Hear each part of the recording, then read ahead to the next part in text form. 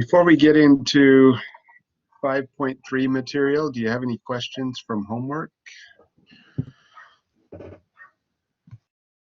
I have one about the graphing. Question 9. In 5.2? Yes, please. I kept trying to graph it, and it kept it pretty much giving me the same result every time. I kept getting it wrong. Okay. My guess is you didn't change the base. Let me go ahead and... Yeah, it was base E. Yeah, it defaults to base E, but the problem is base 2. Oh, so it's supposed to be base 2? Now, let me share my copy so that you can see what I'm talking about here. On the shift, right? When it comes up, where you can shift it, this is on the bottom. Yeah. Okay, yeah, that's probably what it was. Yeah, whenever somebody says they're having that problem, that's usually what it is.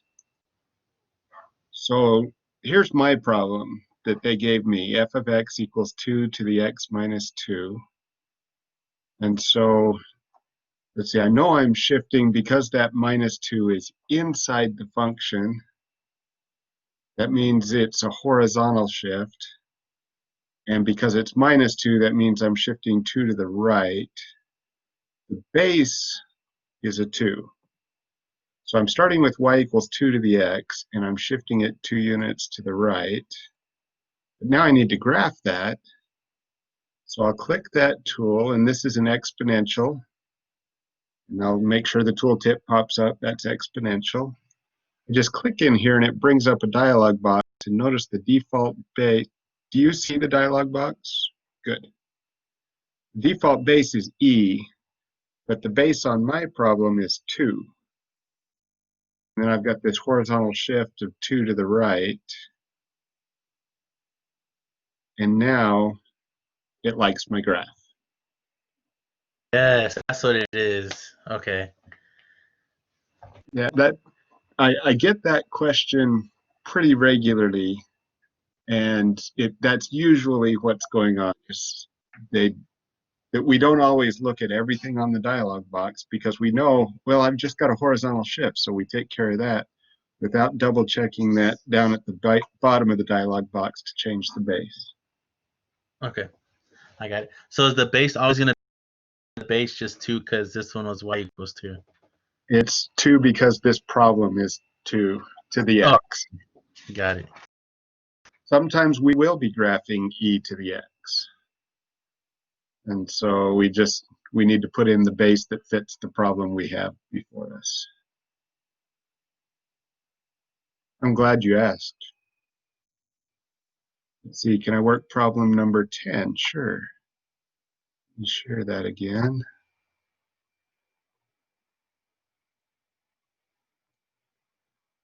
So that was 9. Let me go ahead over to problem 10. It should pop up here in a minute for you. Okay, here's problem 10. Now we're graphing the exponential 2 to the x, but we have a shift inside here, and we've got a shift over here. So this plus 3 is it's outside of the function. That's a vertical shift, so it's going to shift up 3.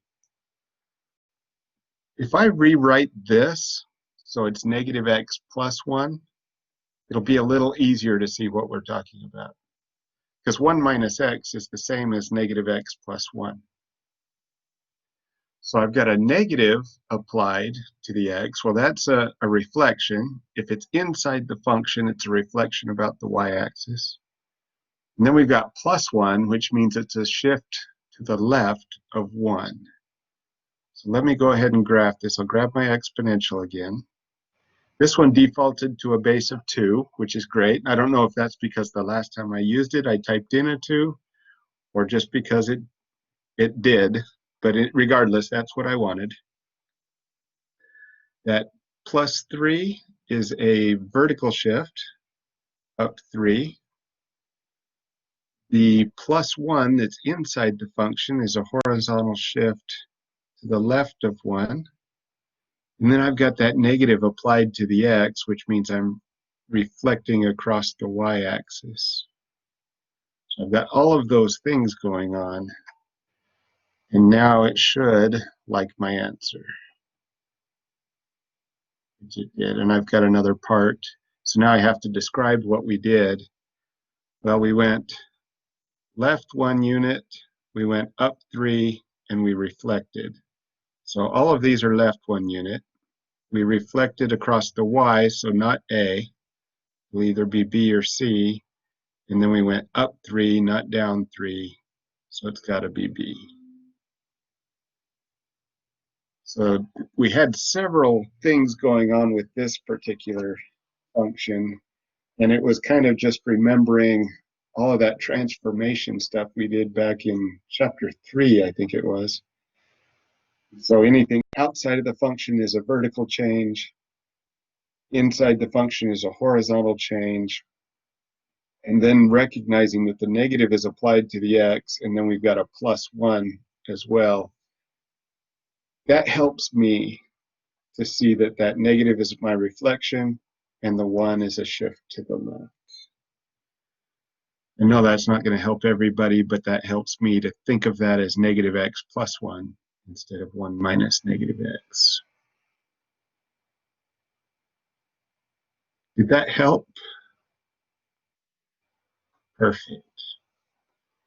Any others that you're concerned about?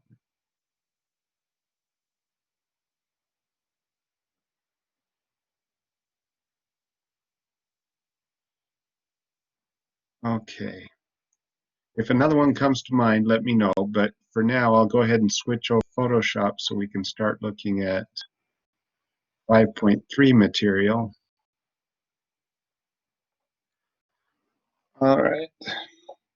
So if we are given the graph, let's see, say we were given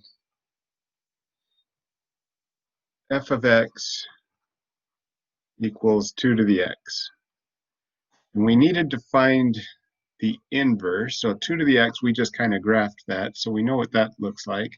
We need its inverse, so we would change the f of x to y. We could swap x and y. And now, if we're finding the function, we would solve for y. We don't have a tool in our toolbox right now that would allow us to solve for y. We could still graph this. Let me graph y equals 2 to the x, and then we'll graph x equals 2 to the y, and we'll see the differences. We'll create an xy table. This one, because y is what we're plugging in, I'm going to create a yx table. It's going to change the way we graph it, but I think we'll be okay. Let's choose our -2, -1, 0, 1, and 2. So 2 to the -2 is 1/4. We did these yesterday. 2 to the -1 is 1/2. 2 to the 0 is 1. 2 to the first is 2, and 2 squared is 4. So if I want to graph this, I can come over here at -2, I'm at 1/4. -1, I'm at 1/2. 0 is 1. 1 is 2. 2 is 4, and so on. So this comes across really low, increases up like that. That is y equals 2 to the x. And we did that one yesterday, so that one shouldn't feel too bad. Kind of comfortable with that. Let's see, now we're going to pick y values. Let's see, let's do the same y values. And you'll see we get the same answers over here. 2 to the -2 is still 1/4. 2 to the -1 is still 1/2. This is still 1, 2, and 4. Only now, notice we still need to graph xy coordinates, but we kind of reverse this. So when x is 1/4, y is -2. That's down here. When x is 1/2, y is -1. That's right there. When x is 1, y is 0. Right there. When x is 2, y is 1. And when x is 4, y is 2. And this looks an awful lot like we would have expected, reflecting about that, oh wow, that was terrible, about that y equals x line. Oh boy, you would think I would be better. Maybe you wouldn't. Okay, so this is x equals 2 to the y, which is really kind of a weird way to look at things. We almost never have x out there on its own and y as part of the function. There's that y equals x line that we're reflecting about. And so we need some tool that will allow us to solve for y here so that we can get y alone on one side and it fits more like we expect in an xy curve. And it turns out the function we have is a logarithm.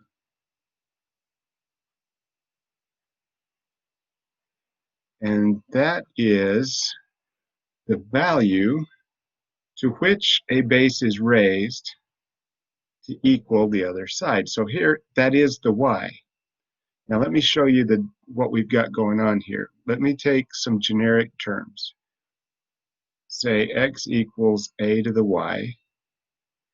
Now we can go back and forth between logarithms and exponentials in this way. We're going to have log. Now the base of the exponent over here in the exponential becomes the base of the logarithm. We're going to still have our equal sign. The exponent on the exponential is on the other side, standalone. And in the exponential, the term that was standalone is what we're taking the log of. So you can see the base of the logarithm is the base of the exponential. What's standing over here is on the other side. And what you take the log of,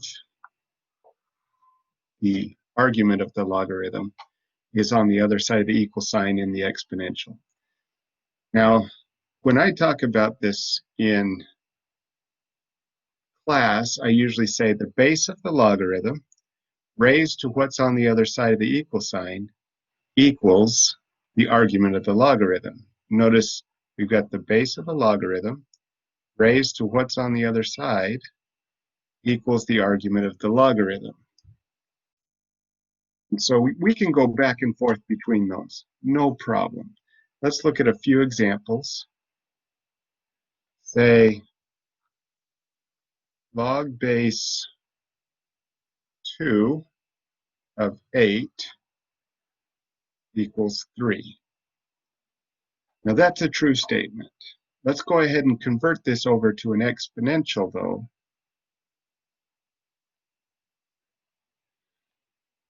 So the base of the logarithm, I wanted to do that in red. Base of the logarithm raised to what's on the other side of the logarithm equals the argument of our logarithm. And sure enough, 2 cubed equals 8. That is true. So you can see how those relate. If we had an exponential, we could take it over to a logarithm. Just the base of the exponential becomes the base of the logarithm. The exponent in the exponential sits by itself on the other side of the equal sign from the logarithm. And in the exponential equation, what's standing alone is the argument of the logarithm. And I tried to get those different colors in there so that you can see how those mix and match. But you will need to go back and forth between those two formats. You'll have homework that says, convert this exponential to a logarithmic equation, and you have to write the equation out. Or it'll give you a logarithmic equation and ask you to write the corresponding exponential equation. And so you'll have to write those equations. That's part of the homework for this section. So you'll get used to doing that. And actually, this process is one of the things that we will use to solve a logarithmic equation. Sometimes we'll just convert it over to an exponential because it's really easy in our calculators to type in 2 to the third power and see what we get. That's a pretty simple process. It turns out a logarithm is a simple process. You have a button on your calculator that probably says log x. Now notice there's no base written down here. If there's no base written on a logarithm, it's base 10. If there's no base written, it is base 10. So the button on your calculator is base 10. And so you need to watch for that. We also have natural log, that ln x. Well, that's the same thing as log base e of x. If you have log base e, that's a natural log. So your ln x button is log base e. The base on natural log is e. You'll never see that base written because it is e. That's just understood. And that is actually why on your calculator, log base x also has 10 to the x above it, because those are inverses of one another. The natural log button also has e to the x as a function on that button. You just have to hit shift or second to get to it, because those are inverses of one another. That's why they share the same button on your calculator. Those are inverses, and they were smart to put it together like that so that we don't have to all over the place for two things that are so intimately related. So 10 to the x is the inverse of log base x, and that makes sense when we look back up here. The base of the logarithm becomes the base of the exponential. Well, and if you don't write the base, it is base 10, so that's the base of the exponential. Here, natural log of x, the base is e, that becomes the base of the exponential. And so you can see those are clearly related based on this relationship between logarithms and exponentials. So now we can solve for something that is in the exponent. We can solve for that variable up there. We couldn't do that until we had this logarithm option available to us. But now we can do that. And you'll notice certain things. Let's go back to this graph for a minute. These logarithms will all go through the point 1, 0. Just like the exponentials all went through the point 0, 1. These are inverses of one another, so it makes sense. But they all will, unless, of course, they're transformed. So if we had log base 2, it's going to look just like this blue line that we just drew. If we had log base 3, it's going to, remember the exponent rose a little faster, the logarithm's going to drop a little faster if it were base 3, and so on. Notice that the domain of the logarithm is from 0 to infinity, not including the 0. And so you can never plug into your calculator log of a negative number. It will give you an error because you can't take the log of a negative number. Recall that the domain of an inverse is equal to the range of the function. And the range of our exponential was 0 to infinity. So all of this stuff we've been talking about is all kind of coming together now into this concept of logarithms. And some of the same growth patterns occur in a logarithmic function as they did in exponential, only now it's the inverse. So as y's increased quickly in an exponential, now it's the x that increases quickly in a logarithmic. We talked about how some things grow exponentially. It turns out some things grow logarithmically as well. Turns out that the effect that carbon dioxide has on heat is a logarithmic growth. There comes a point at which you can have a large change in X, meaning a large change in the amount of carbon dioxide, with a small increase of heat. It's not often talked about, but if you read the literature, that's the way heat changes based on carbon dioxide content of the material that you're examining. And so that would be an example of a logarithmic growth. Some other logarithmic scales that we are actually quite familiar with are things like pH. pH is a logarithmic scale, which means one change, recall our base was 10 down here, our unwritten 10. So a change from 3 to 4 is a tenfold increase.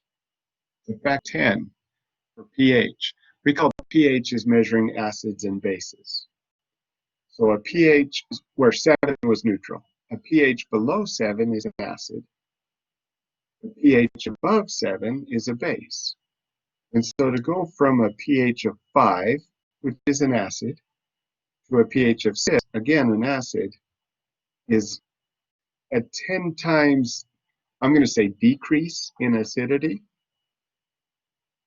It is not as strong. It's 10 times weaker to be a pH of 6 than a pH of 5. And on the other side, a pH of 8 to a pH of 10, again, we're basic. You're going more basic. It's a tenfold increase in the basic nature of what you're measuring. The Richter scale is also pH. Richter scale, if you'll recall, is how we measure the strength of earthquakes. That's also pH. So as you go from, let's see, we had a 4.6 in Stanley not too long ago. So if we had had a 3.6 the day before, and we've had aftershocks ever since those that happened a couple months ago, and we had some 3.6s, I'm sure. To go from a 3.6 to a 4.6, you're magnifying the intensity of that earthquake by a factor of 10. So a 4.6 is 10 times stronger than a 3.6. And that's why we use logarithmic scales. Now we can measure things that have a large change with just a small number in the logarithmic scale.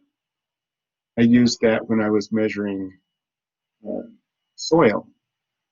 I don't know if you remember, but my degrees are in civil engineering, and I had to measure soil. And if you think about, you go out and you dig a pile of dirt, you'll get little bits of rock, you'll get sand, you'll get clay or silt, which is really fine.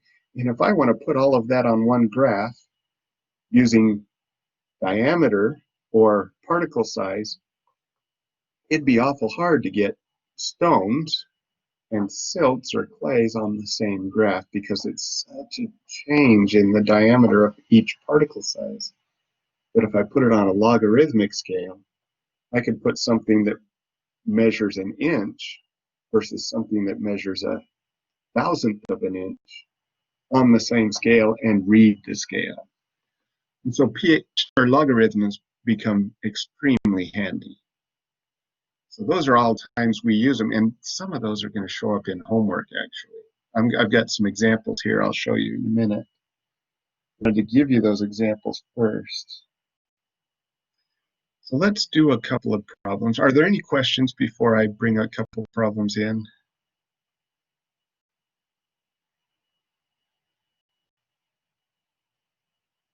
All right. Let me work a couple here, and we'll see, just see what I'm talking about. So log base 10 of 10,000,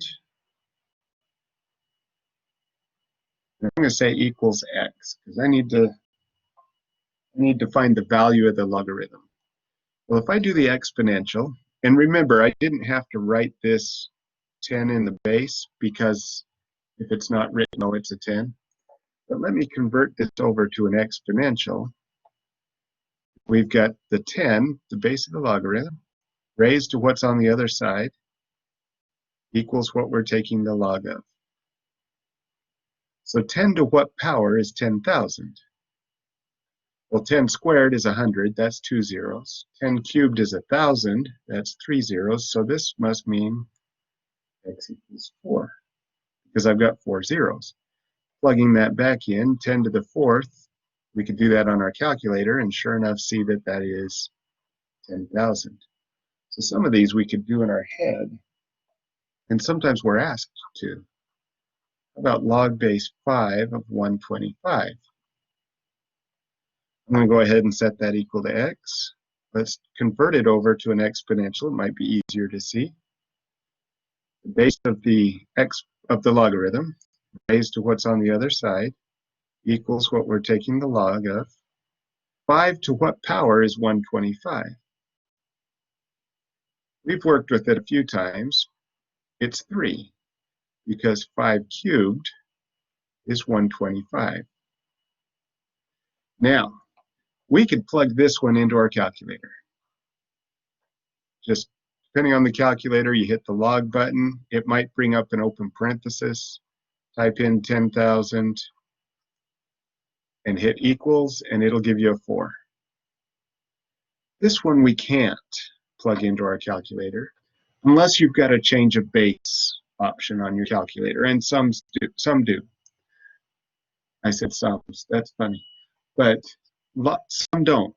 And so in order to use our calculator for something like this, we want the change of base rule. Let me show you what that looks like.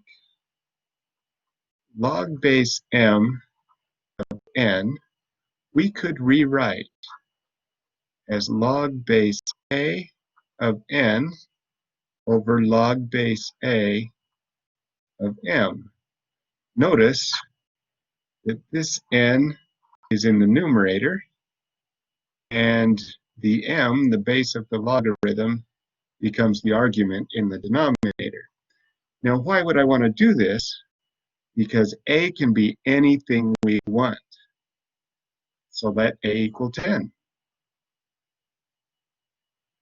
Now we have log of n, which I can plug into my calculator, and divide that by log of m, which I can plug into my calculator. Now I can take log base 5 of 125. Let's try that right here. Log base 5 of 125. We'll use this change of base rule. I'll do log of 125 and divide that by log of 5. In your calculators, go ahead and do that. And tell me what you get.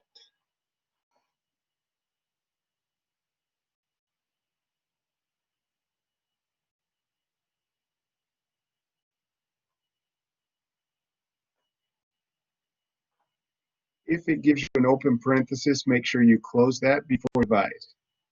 Just a word to the wise there.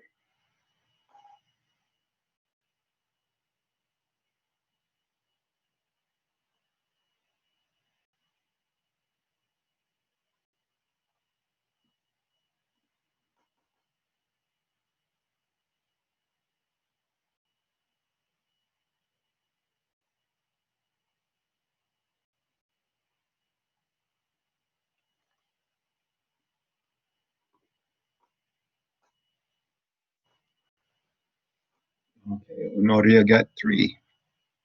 And hopefully others did too, because that's exactly what we want to get. That's what we got up here using the idea of taking it to an exponential. So you can see you can do the same thing in your calculator. Some calculators, like I said, might have a button that looks like this.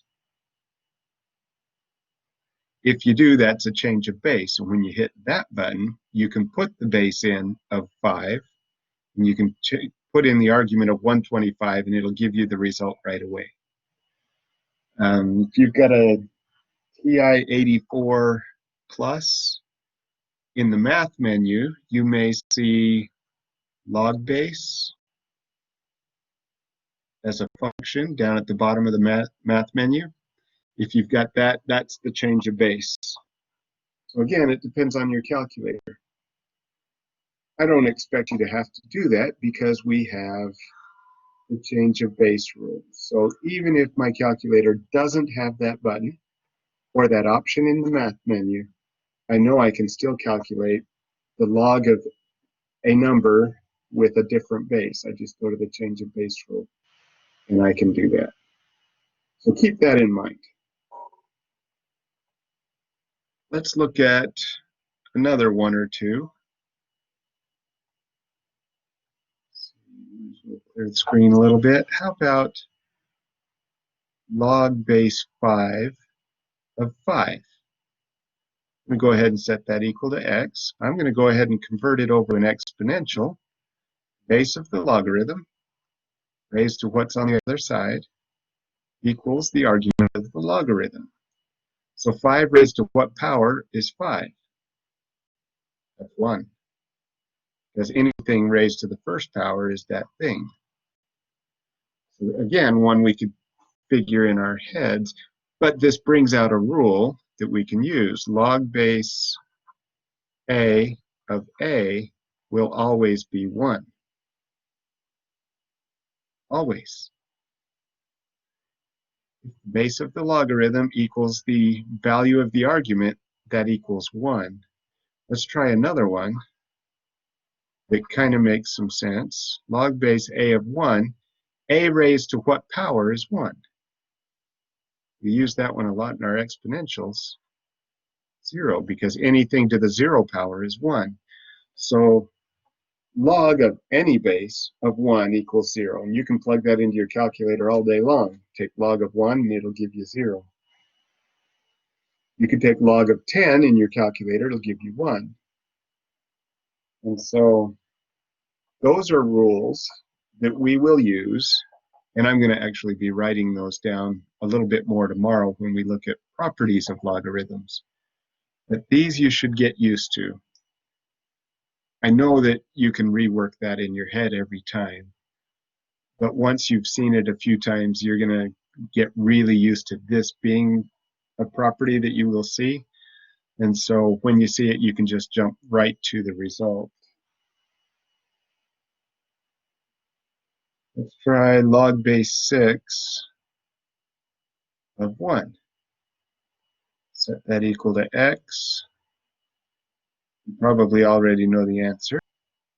Let's take the base of the logarithm, raise it to what's on the other side of the equal sign, equals the argument of the logarithm. 6 to what power is 0?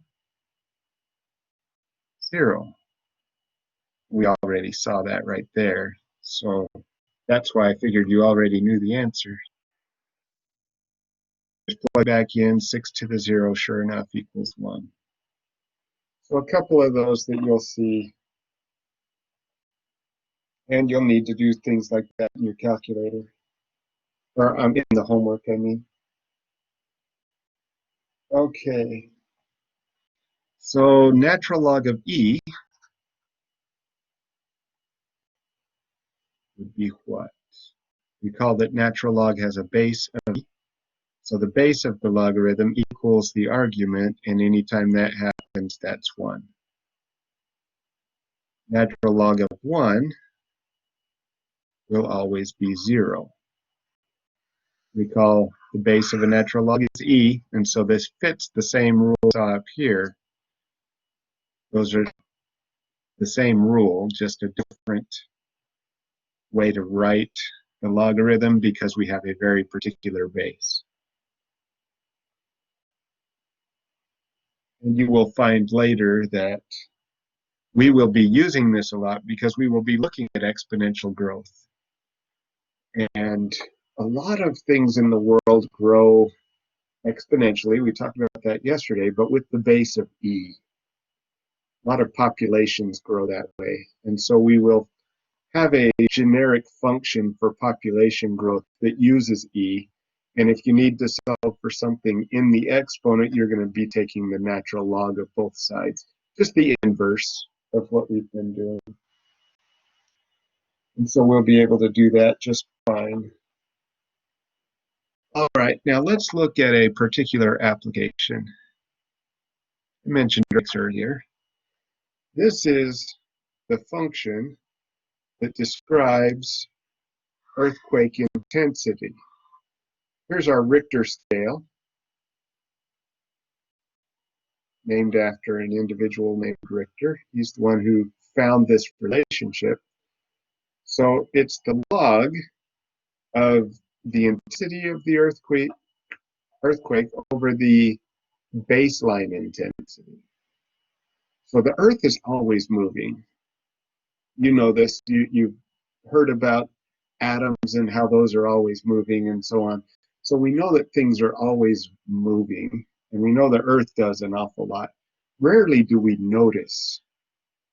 And so that's kind of that background intensity.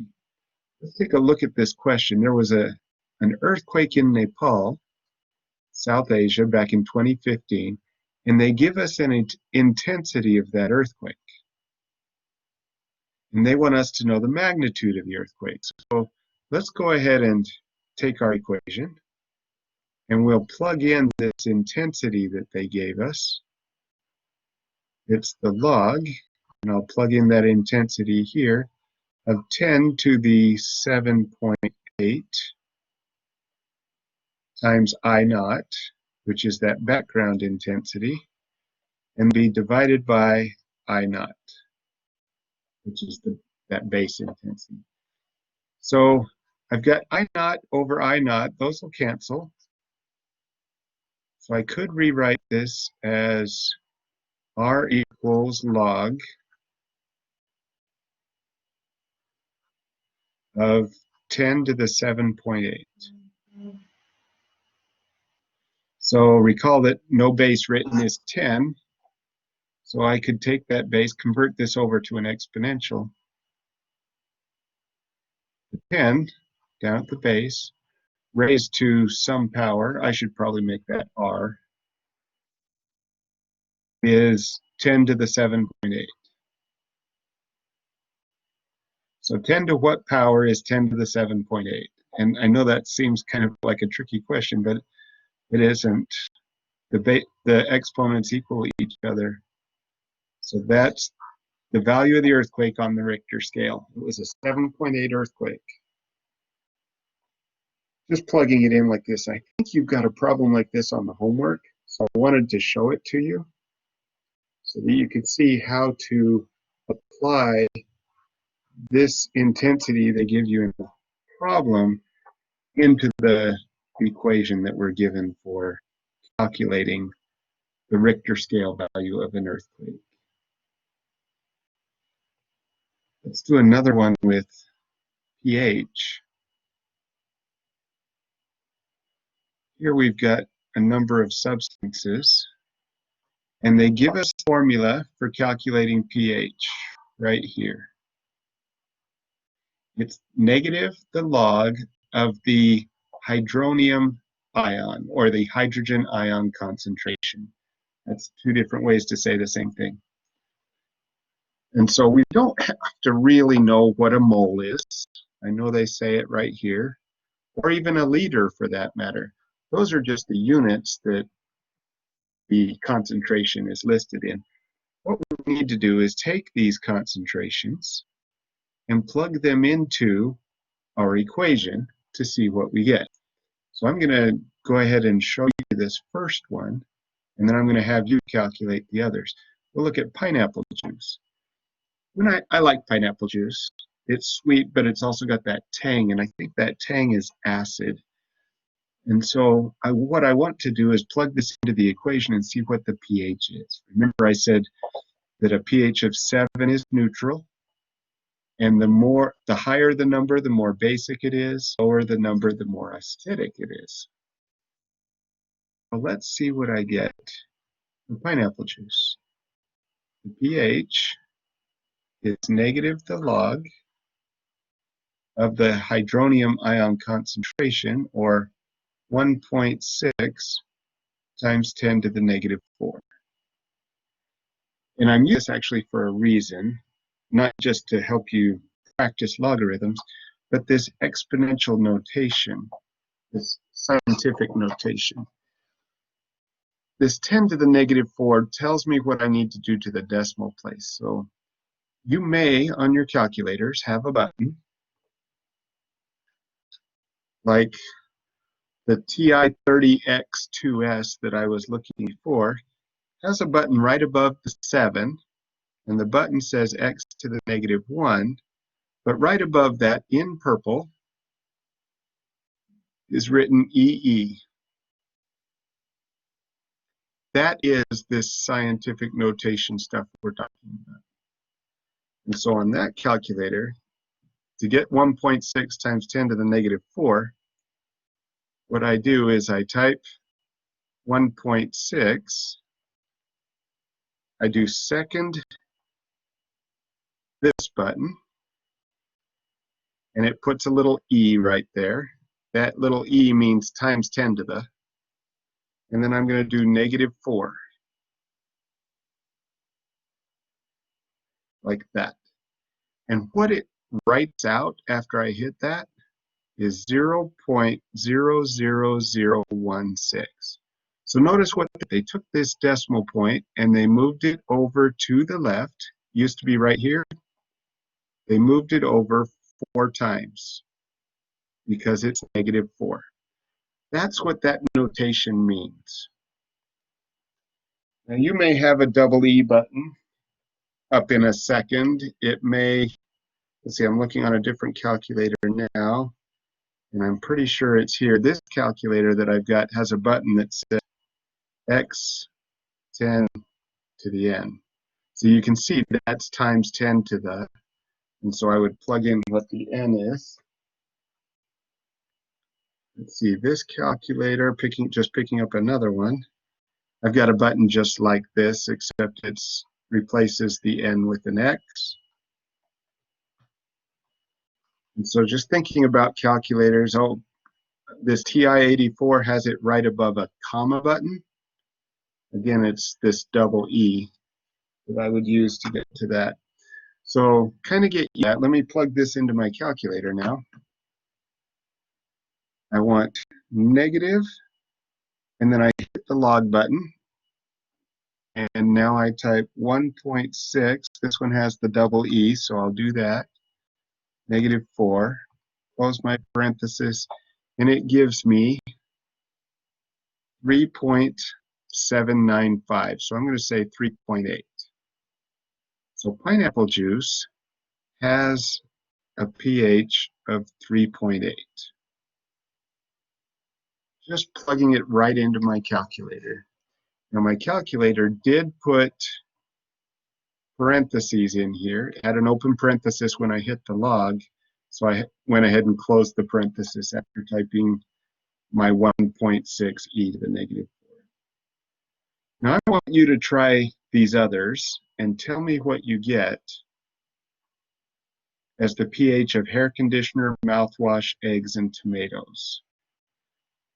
This will give you good practice using the log button on your calculator.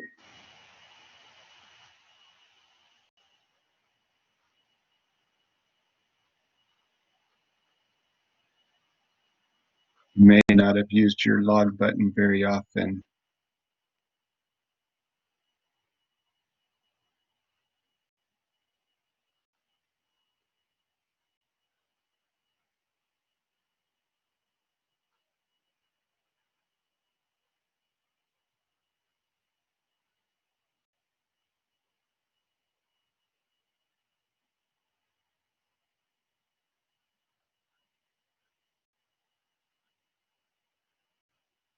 Some of these might surprise you even.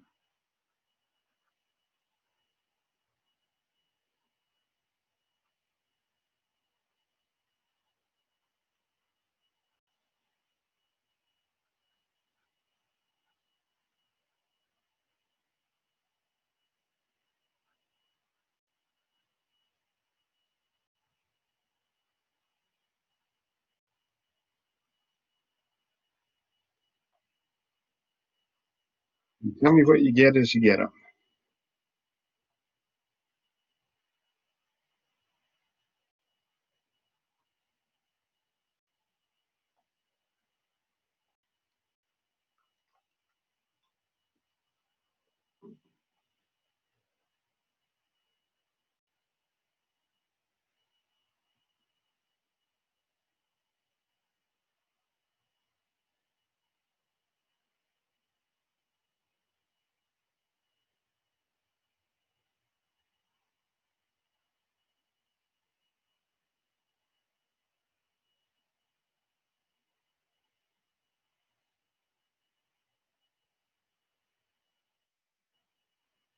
2.9 for B.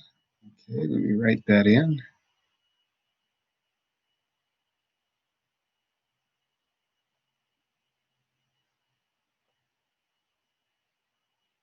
Is that what you expect for hair conditioner to be that acidic?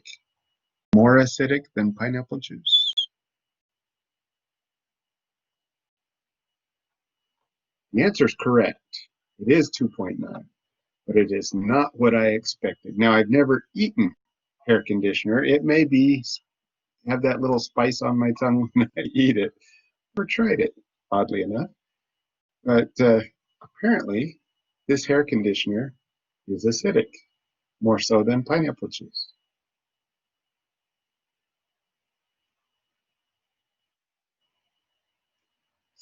.2 for C. You write that down.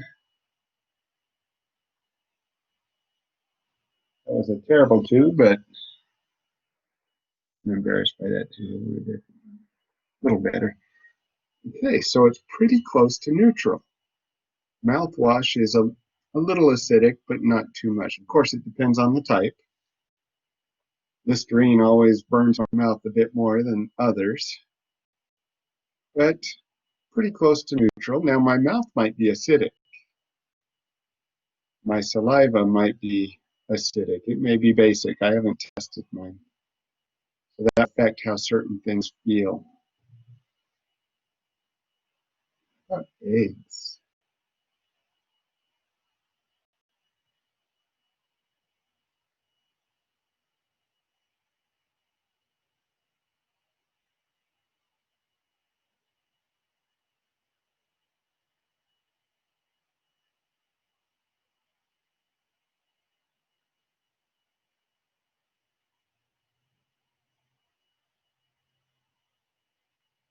We're actually out of time. Let me write in the last answers. Eggs are 7.8. They're a little basic. And tomatoes are 4.2. A little acidic.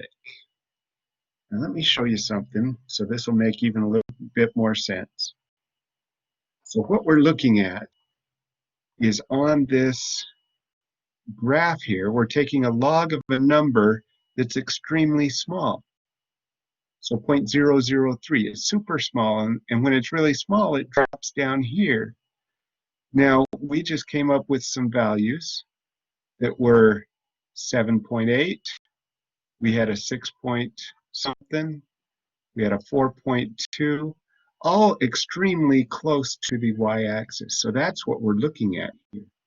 Values that are super small. And so you can see on this graph, I couldn't even draw a straight enough line to really highlight what's going on, but if zoom in on a well-drawn logarithm graph, then you would start to see how it's very slightly deviating from the y-axis, and why a tiny difference in the x value gives us a big difference in the y. That's what we're talking about with pH.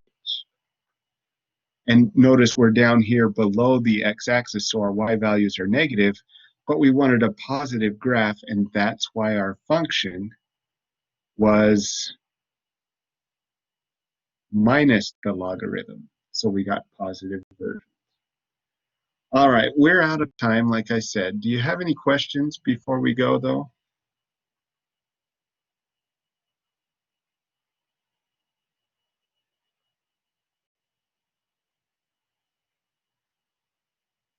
All right, go ahead and practice these. I did record this session, so you can come back to this if you need to. Go ahead and practice 5.3. Tomorrow we will talk about 5.4, which will wrap up the week. I did update the blog, so if you want to go read what I wrote in there about how to handle this information, you can do that as well. I also updated test scores based on the scratch paper I received. So those have been changed. They're now up to date. So your score on the test may have changed. Feel free to take a look at that. Have a good night, and I will see you tomorrow. Thank you.